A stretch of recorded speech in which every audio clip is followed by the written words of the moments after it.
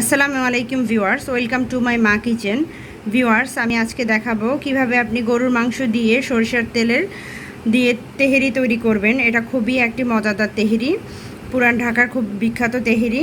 চলুন আজকে দেখাবো কিভাবে এই মজাদার তেহেরি খুব সহজেই আপনি ঘরে তৈরি করতে পারেন। খুব অল্প উপকরণেই এই তেহেরিটা তৈরি করা যায়।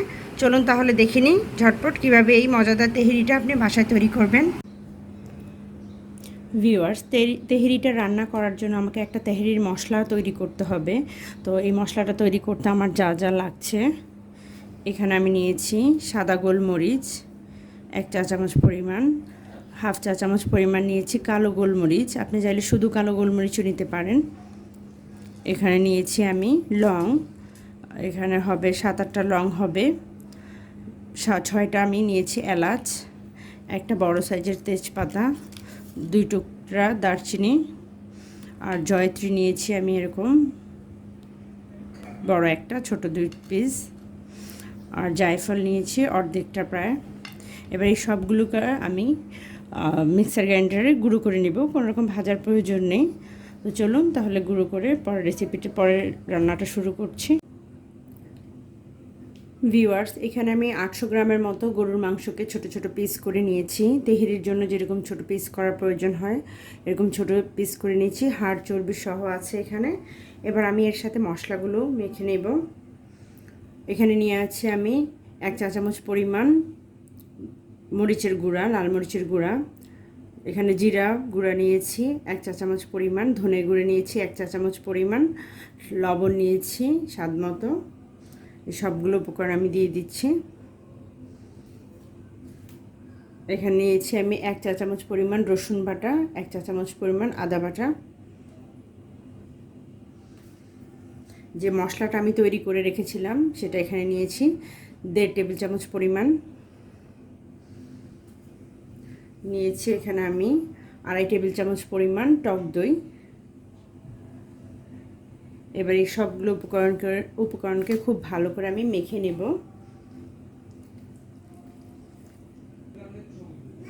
খুব ভালো করে আমি মাংসটাকে মেখে নিয়েছি। এবার এটাকে আমি 2 ঘন্টার জন্য রেখে দিব ফ্রিজে।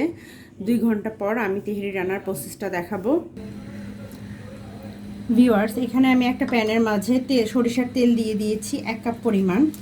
এর মাঝে আমি 2 টুকরা দারচিনি আর 2টো তেজপাতা দিয়ে দিচ্ছি। সাথে আমি দিয়ে দিব 1 কাপ পরিমাণ পেঁয়াজ। এই পেঁয়াজ কুচিগুলোকে আমি ব্রাউন করে ভেজে নিচ্ছি। ভিউয়ার্স, পেঁয়াজগুলো একদম বেরেস্তার মতো লাল লাল হয়ে গেছে, ভাজা ভাজা। এবার এর সাথে আমি দিয়ে দিব ম্যারিনেট করে রাখা মাংসগুলো।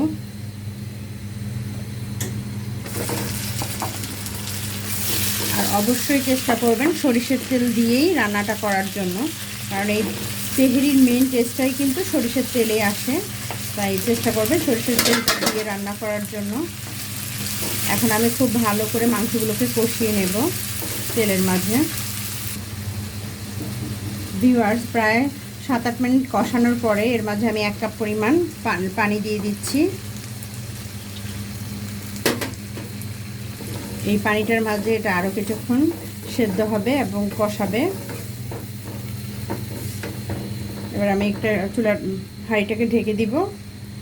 চুলার আঁচটা মিডিয়ামে থাকবে।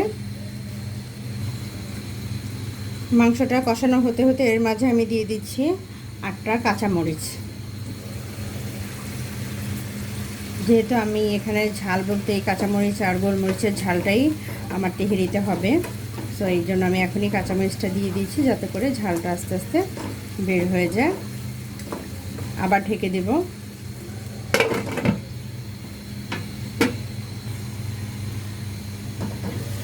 ভিউয়ার্স, মাংসটা ভালোভাবে কষানো হয়ে গেছে, দেখতে পাচ্ছেন তেল উঠে গেছে। এবার এর মাঝে আমি দিয়ে দিব পানি। সেদ্ধ হওয়ার জন্য যতটুকু পানি প্রয়োজন আমি এখানে পানি দিয়ে দিচ্ছি। পুরোপুরি মাংসটা সেদ্ধ করার পর এরপর আমরা বিরিয়ানির প্রসেসে চলে যাব। ভিউয়ার্স, আমার মাংসগুলো খুব ভালোভাবে সেদ্ধ হয়ে গেছে। এবার আমি মাংসগুলো তেল থেকে তুলে নিয়েছি। এবার এই তেলের মাঝে আমি পোলাওর চালটা দিয়ে দিব। এখানে আধা কেজি পরিমাণ পোলাওর চাল আছে। এটাকে আমি ভালোভাবে ধুয়ে 10 মিনিট ভিজিয়ে রেখেছিলাম। এরপর এটাকে পানিটা ঝরিয়ে নিয়েছি। এবার এই পোলাও চালটা আমি এই তেলের মাঝে খুব ভালো করে ভেজে নেব।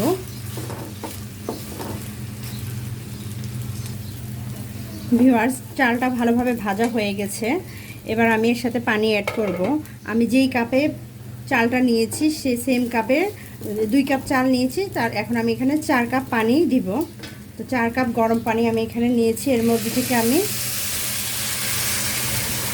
হাফ কাপ পানি আমি ছড়িয়ে রেখেছি। এই হাফ কাপ পানির সাথে 3 টেবিল চামচ পরিমাণ গুঁড়ো দুধ মিলিয়ে নিয়েছি আমি। এবার এই গুঁড়ো দুধটাও দিয়ে দিব।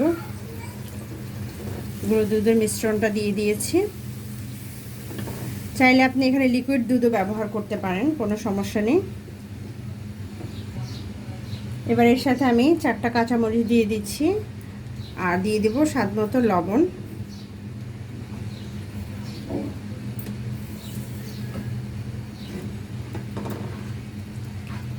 সব কিছু খুব ভালো করে মিলিয়ে এবার আমি এটাকে ঢেকে দেব।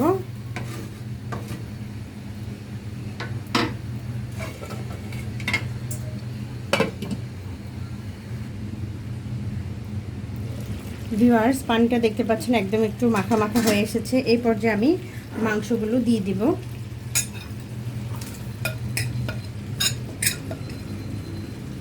দিয়ে খুব ভালো করে মিক্স করে নেব রাইসের সাথে।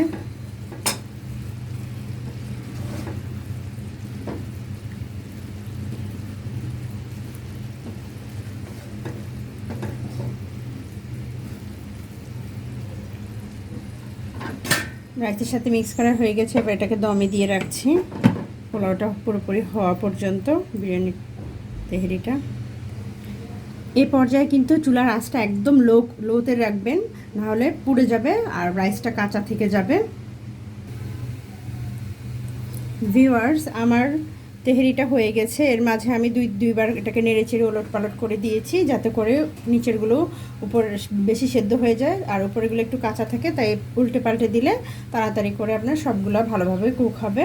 এবার লাস্ট স্টেজে এসে আমি এখানে দিয়ে দিচ্ছি 1 টেবিল চামচ পরিমাণ কেওড়া জল আর দেব 1 টেবিল চামচ পরিমাণ গোলাপ জল।